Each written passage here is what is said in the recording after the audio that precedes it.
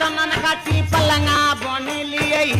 रेशम सुत सात पलंगा घोरे लिए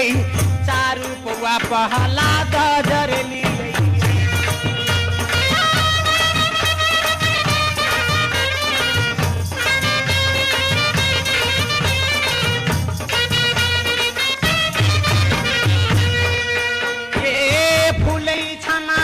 फूले बिछाना फूले सिरहाना बलमुआला के लिए तैयो ने पियबा महल में आयो ये लइए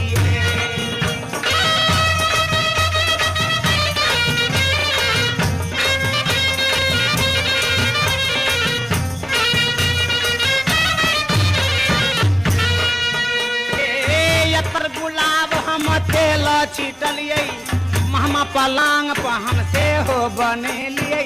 तैयो ने पियबा महल में आयो